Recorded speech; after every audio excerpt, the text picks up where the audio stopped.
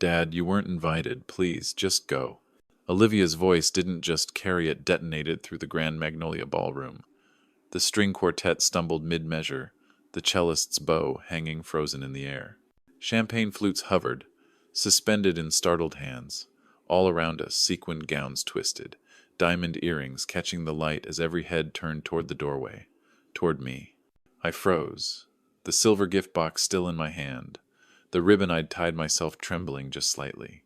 My daughter stood in the $12,000 silk wedding gown I had paid for every stitch, every bead mine. Yet she looked at me as if I were a trespasser. Beside her, Ethan, her shiny new husband, slid an arm possessively around her waist. His tuxedo was immaculate, but it was the smug, rehearsed that made my jaw clench. "This is a private family celebration," he announced, pitching his voice so it would carry to the farthest chandelier. He wanted witnesses. He wanted an audience for my humiliation. Private? My boots echoed against marble so polished you could eat off it, marble I had paid for, just like everything else in this room. I'm the man who paid for every flower in this place, every bite of food on those gold-rimmed plates, and the gown you're wearing right now. How private can it be? Ethan's smirk twisted into a sneer. Money doesn't buy class, sir. Oh. The words hit like a punch to the sternum, but not harder than Olivia's eyes, green like her mother's, but cold as the river in February, refusing to meet mine. "It's not about money, Dad," she said softly, each word sharpened to a blade. "You just don't fit in with this crowd." Gasps and whispers bloomed across the ballroom. Women in gowns worth more than my truck leaned toward each other, lips curling. Men in tailored suits shifted for a better view of my public shaming, cufflinks glittering under the chandeliers. I stared at my daughter, memorizing the set of her jaw, the way she held her chin high as if the last 25 years meant nothing. My hand was steady when I set the gift box on a table crowded with untouched champagne. "You're right," I said, my voice low but carrying. "I don't belong here." I turned on my heel, the sound of my departure slicing through the murmurs, and stepped into the bite of the March wind. My breath came fast, hot with fury. My phone was already in my hand, my thumb hovering over the one number I suddenly knew I needed. If they thought I didn't belong in their world, they were about to learn something new, neither did my money. If this story touched your heart, press 1 inch the comments. If you think it could have been handled differently, press 2. And I'd love to know, where in the world are you listening from? The cold Denver air slapped my face like an insult as I stalked across the parking lot toward my pickup parked in the farthest, darkest corner, away from the parade of Mercedes and Bentleys gleaming under the ballroom's lights like trophies. It wasn't the first time someone had looked at my truck and decided I didn't belong, but it was the first time that verdict had been delivered by my own daughter. Robert Mitchell, 55 years old, founder and owner of Mitchell Construction and Design, 60 employees, 6 crews, a spotless reputation for getting jobs done on time, under budget, and better than promised. I'd clawed my way up from nothing after Laura, my wife, died of cancer. Olivia was 3. No backup plan, no trust fund, no family money. Just me, a set of tools, and a little girl who needed everything. For 28 years, I made sure she had it. I poured concrete by day and pored over blueprints by night, packed lunches, read bedtime stories until I fell asleep in the chair, learned to braid hair with all thumbs and stubborn patience. When she begged to attend Westfield Academy, $12,000 a year, I wrote the checks. When she got into Northwestern, $52,000 a year plus room, board, and essentials, I wrote bigger ones. The essentials piled up: a Honda Civic at 16, upgraded to a BMW at 19 because everyone else drives one, a semester in Florence for her art history program, spring breaks in Cancun and Miami because networking is important. I didn't keep track of the emotional cost, only the dollars. By my conservative count, I'd spent close to $1 million on her education, housing, transportation, and lifestyle. Never once did I call it a loan. Never once did I expect repayment. All I expected, stupidly, was gratitude. Then came Ethan Carter. East Coast old money. Country clubs, ski houses in Aspen, summers in the Hamptons. I met him twice before the engagement. Both times, his smile was all teeth and no warmth, his eyes scanning me like I was a curious but irrelevant exhibit. Residential contracting. He called my life's work, as though it were a quaint pastime. That's when the comments started. Dad, maybe wear something other than work boots to dinner. Ethan's parents will be there. Try not to talk about job sites too much. Just smile and listen.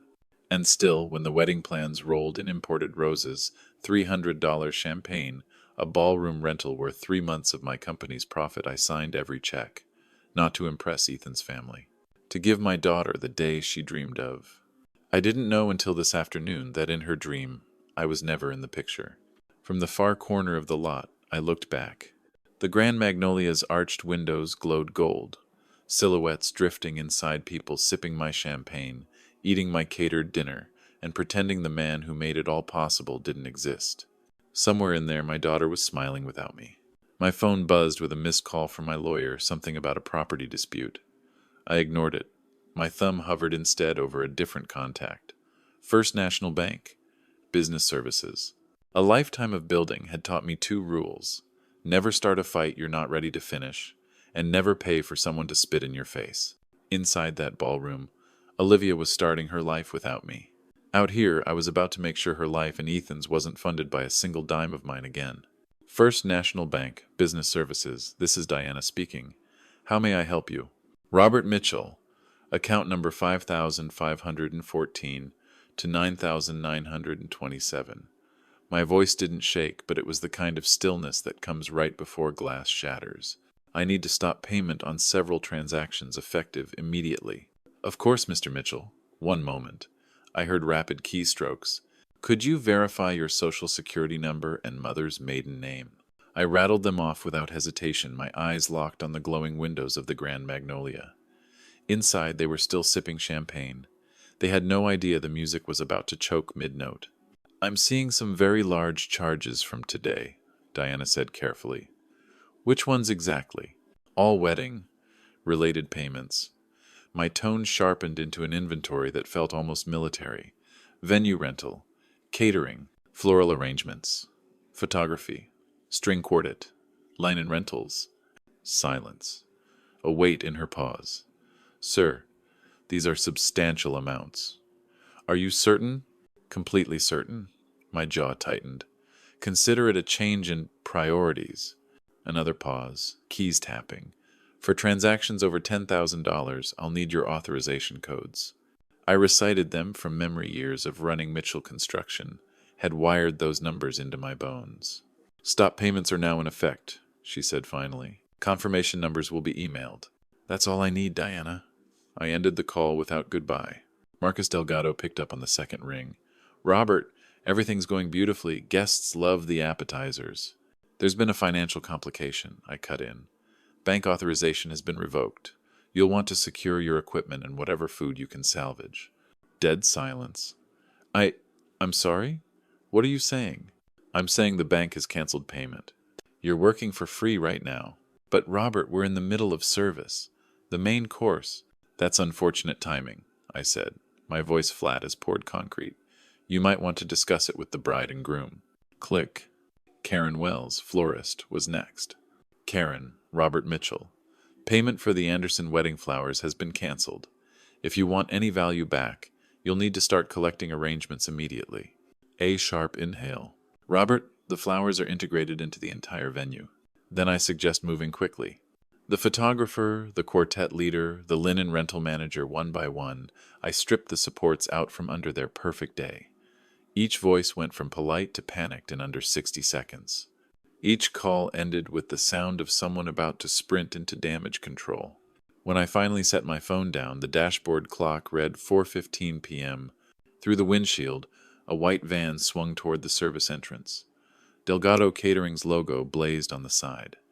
Marcus wasn't wasting a second. Inside the ballroom, I pictured it unfolding. Waiters stiffening as they were told to pack up.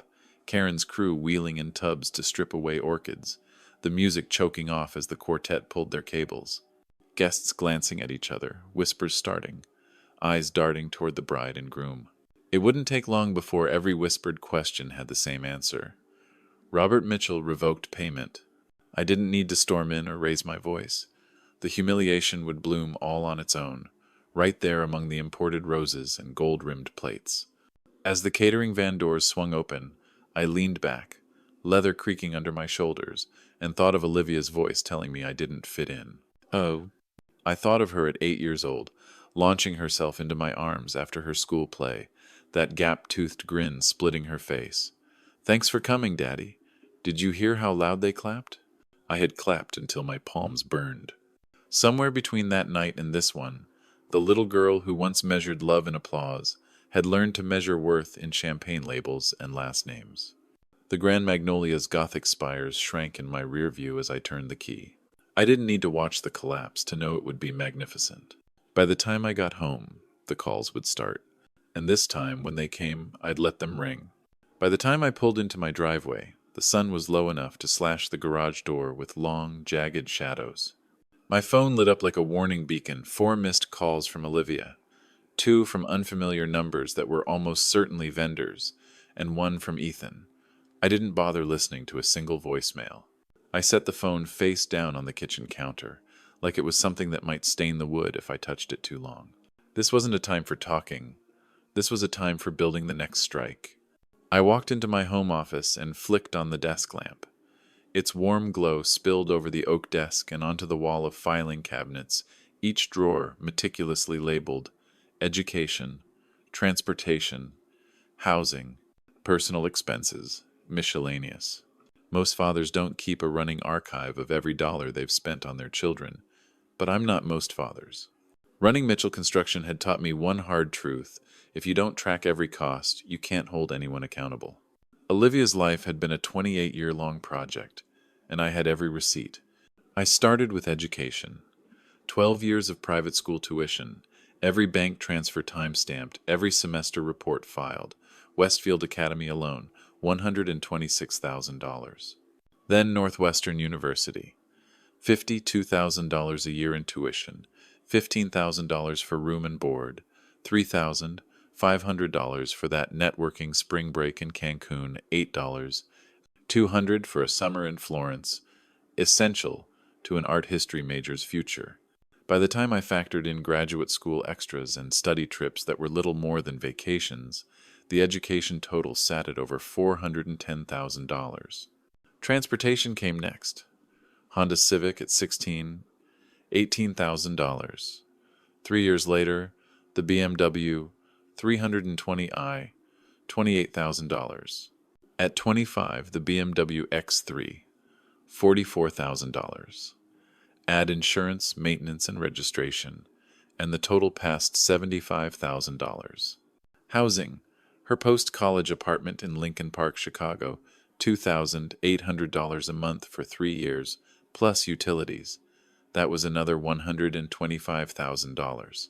Personal expenses, credit card bailouts when she overspent, designer wardrobes, spa retreats, luxury vacations with friends. I stopped counting at $180,000. And finally, wedding today's fiasco. Ballroom rental, catering, imported flowers, photographer, musicians, rentals, $147,000, every cent from my account. I leaned back in my chair as the spreadsheet's total blinked up at me. $937,000. Nearly $1 million. Nearly 1 million reasons I should have been treated better than an uninvited guest. For that price, I'd apparently purchased the privilege of being told I didn't fit in. It was time to change the terms. I picked up the phone and called Kate Lawson, my attorney for 15 years. She answered on the second ring, brisk and to the point. Robert, I was just finishing the review of that property. Not about that, I cut in. I need a formal demand letter drafted. A pause. To whom? My daughter, Olivia Carter. Amount, $937,000. Full repayment within 30 days, or we move to civil recovery. Silence stretched on the line. You have documentation for the entire amount? Every penny. Filed, categorized, and ready to drop on a judge's desk tomorrow. Kate's voice didn't carry shock, just a steady acceptance. Send me the files tonight. I'll have the letter on your desk by morning. When I shut down the computer, the sky outside had deepened from gold to indigo. My phone was still face down on the counter, buzzing in short, frantic bursts every few minutes. I poured 2 fingers of bourbon, the ice hissing as it cracked. Standing at the window, I watched the lights of Denver flicker on, mile by mile. Somewhere across town, the Grand Magnolia Ballroom was emptying, its guests shuffling to their cars, whispering about the implosion they'd just witnessed. Ethan would be pacing. Olivia would be furious. And under all that righteous indignation, panic would be rooting itself deep. They thought today was the worst day of their lives. They had no idea it was only the prelude. At 4:45 p.m., Karen Wells strode into the Grand Magnolia Ballroom with two assistants and a stack of empty plastic tubs. She didn't bother with the service entrance. She came straight through the main doors, cutting across the marble floor like she owned the place. Olivia stood nearby, her veil catching the chandelier light in soft, glittering waves. Guests milled around her, champagne in hand, conversations humming. The moment they spotted the florist weaving through the crowd with that unflinching, purposeful stride, the hum began to break apart. "Excuse me," Olivia said, stepping into Karen's path with the tight smile of someone who'd spent years telling other people what to do. "We're in the middle of our reception. Whatever you need can wait." Karen didn't slow. "Ma'am, I'm here to collect the arrangements. Payment was canceled 40 minutes ago by Robert Mitchell. Per our contract, we recover all materials immediately." The smile evaporated from Olivia's face. "That's impossible. Everything was paid for weeks ago." "Paid," Karen said, her tone sharp enough to slice through the murmurs, "by the account holder who revoked authorization this afternoon." She nodded to her assistants, who were already dismantling the towering altar display, the orchids trembling as they came down. Gasps rippled through the room. In the kitchen, Marcus Delgado had already gotten the call from his ops manager. Moments later, he emerged into the ballroom with the precision of a general pulling his troops. His staff began covering the buffet tables in crisp white cloths, as if they were closing a crime scene. "What the hell is going on?" Ethan demanded, striding toward him, voice pitched high enough for half the guests to hear. "Payment was revoked at 4:15, Marcus said flatly. "Standard procedure. Secure all equipment and remaining inventory." "You can't just stop service in the middle of a wedding," Ethan's voice cracked, part outrage, part panic. "We can," Marcus replied evenly. "And we will." That exchange drew the crowd tighter. Murmurs sharpened into whispers, eyes darting between the groom and the caterer. Plates of half-eaten hors d'oeuvres were whisked away, the scent of roasted duck fading toward the kitchen. At the far corner, the string quartet faltered, then stopped altogether as their coordinator unplugged the mixer. The sudden silence was so abrupt that the soft thud of champagne corks being laid down never to be poured seemed loud. Phones appeared. Flashes went off as Karen's team wheeled out the altar flowers, water still dripping from the stems. "This is a mistake," Olivia's voice carried across the room. "My father wouldn't—" "Ma'am," Karen interrupted, her tone ice over steel. "I have written authorization to collect these. If you have an issue, you'll need to speak with him directly." Near the back, Ethan's father had already retreated to a tight huddle, with 3 of his business associates, their expressions hard and calculating. In their world, public chaos at a wedding wasn't just awkward, it was a crack in the family name. The venue coordinator appeared beside Olivia, phone still pressed to her ear. "Mrs. Carter," she said carefully, "our accounting department confirms all payments for today came from a single account belonging to Robert Mitchell. That account is now closed to further charges." Color drained from Olivia's face. From my truck, parked 2 blocks away with a perfect line of sight into the ballroom's arched windows, I could see the shift happen like watching a building's frame give way. The elegant choreography was gone. Guests stood in loose clusters, eyes following every vendor as they rolled out equipment and flowers. Through one window, Ethan's gestures grew sharp and wild. Olivia's hands were raised in a pleading motion. I didn't have to hear her words to know the pitch of desperation. My phone buzzed her name flashing on the screen. I let it ring. Inside, the unraveling was complete. The clink of glassware sounded harsh, without music to soften it. Guests began slipping away with polite excuses about early mornings and long drives. The bartender, unpaid and uninterested in volunteer work, rolled his liquor cart into the kitchen. By 5:15, the Grand Magnolia looked less like a wedding reception and more like the awkward aftershock of a failed corporate gala, stripped tables, half-empty glasses, staff moving with the tight efficiency of people who didn't want to be noticed. Olivia made one last attempt, her voice ringing in the hollowed space. "Please, everyone, this is just a misunderstanding." But her words hung in the air like smoke from a fire already burned out. Perfection had collapsed in under an hour, and I hadn't even left my truck. By the time the last vendor van rolled away from the Grand Magnolia, the March sky had turned the color of steel, the air dense with the bite of coming snow. I drove home without music, without talk radio, just the steady hum of the truck's heater and the persistent vibration of my phone on the console, Olivia's name flashing every few minutes. I didn't pick up, not yet. Inside, I went straight to the desk. The folders I'd pulled earlier sat in a perfect stack beside my laptop. Education, transportation, housing, personal expenses, wedding, each label in bold black marker. The spreadsheet glowed on my screen, the grand total frozen at the top like a verdict. $937,000. I attached the files to an email and hit send. 10 minutes later, Kate Lawson called. "I've reviewed everything," she said. "It's airtight. We'll frame it as recoverable debt under an informal loan structure. If they try to fight, we've got leverage." "Good," I said. "Send the demand letter tonight." "Oh." The draft arrived in my inbox 20 minutes later, precise, clinical, and as cold as the wind against my front porch. A formal demand for full repayment within 30 days, backed by a detailed accounting of every expenditure. No insults, no emotion, just numbers that couldn't be argued with. By 2:15 p.m., a courier had placed that letter in Olivia's hands at the Spokane Grand Hotel. I pictured the moment, the polite knock, the envelope presented for signature, her automatic assumption that it was a note from the venue. Then Ethan opening it, reading the first paragraph, feeling the blood drain from his face. At 2:47, my phone rang. "Olivia." I let it roll to voicemail. Message 1. "Dad, what is this? This can't be serious." Message 2. $900,000. You never said these were loans. Message 3. Voice splintering. "Please call me back. Ethan's family is asking questions I can't answer." Message 4 was barely above a whisper.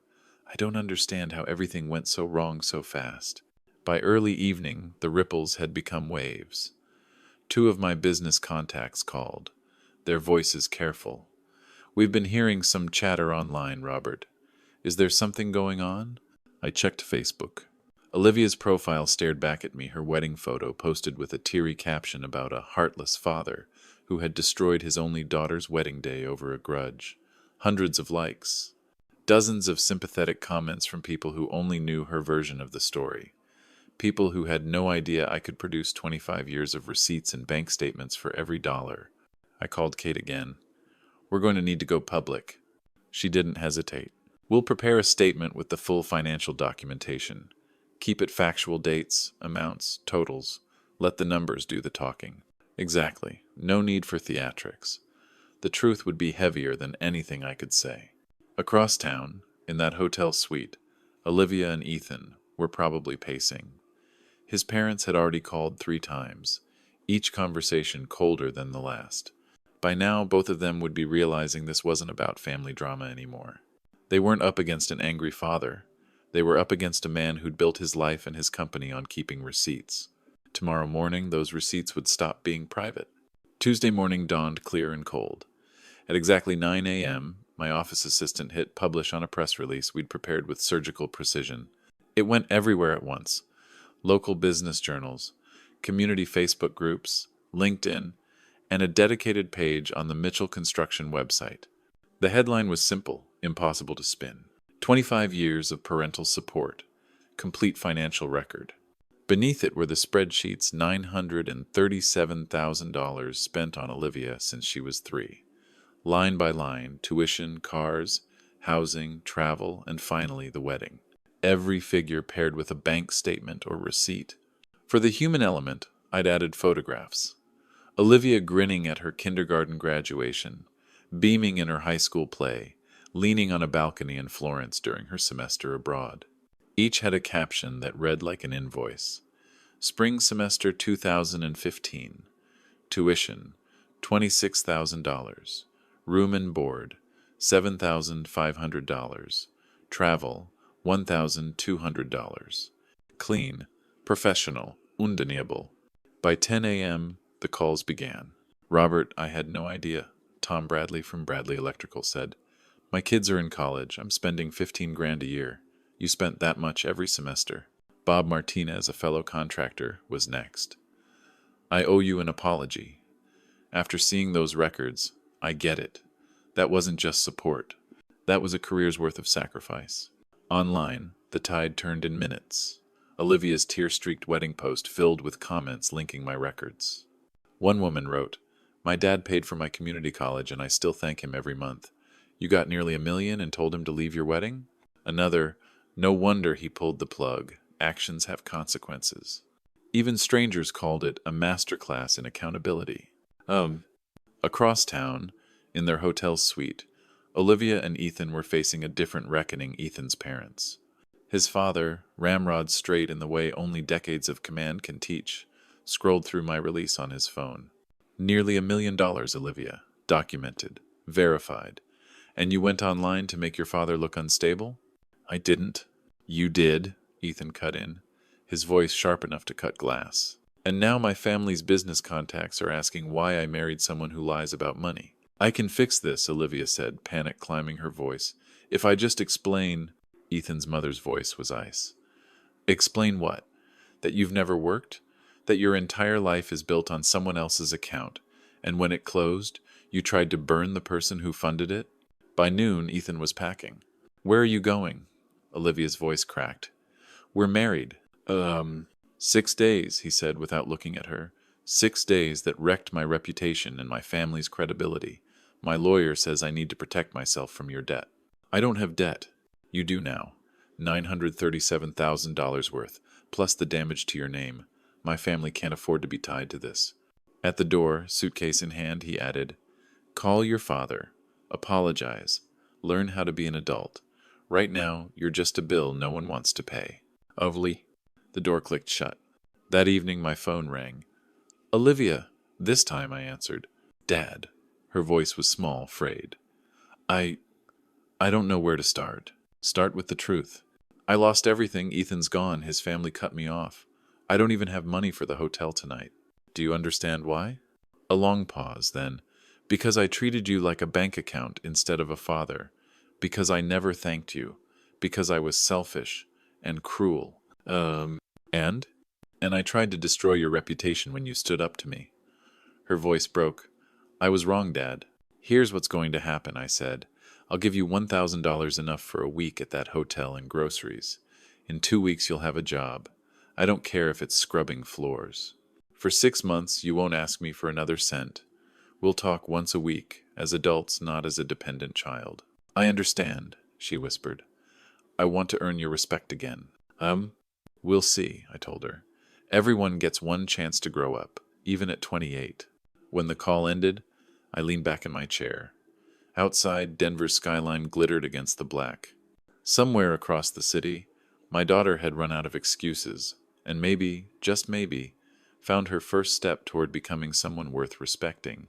The next morning, I transferred $1,000 into Olivia's account. No note, no explanation. Just the funds and the conditions we'd agreed on. By mid-afternoon, she texted, "Thank you, Dad. I'll find something. I promise." I didn't reply. Promises are easy. Proof takes time. That evening, after the office closed, I stayed behind in the stillness. The faint smell of sawdust lingered from the day's work. My desk lamp cast a warm circle of light across the same filing cabinets that had stored 25 years of sacrifice, now repurposed into the evidence that turned a private humiliation into a public reckoning. I thought of Laura, her laugh when Olivia wobbled down the driveway on her first bike, the way we'd sworn to give our daughter every chance we never had. I'd kept that vow, even after cancer took her. But giving someone everything doesn't guarantee they'll value it. More often, it teaches the opposite, that there will always be more, no matter how they behave. All week, the calls came. Business partners voicing support. The Rotary Club inviting me to speak on financial responsibility.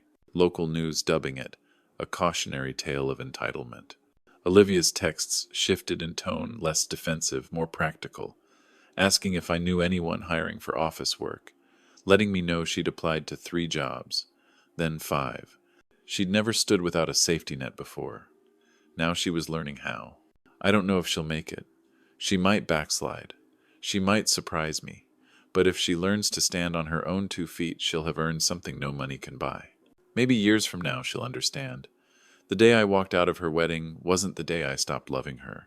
It was the day I stopped funding her mistakes and gave her the only gift left that mattered, the chance to grow up. If this story needs a title, it's not revenge. It's education.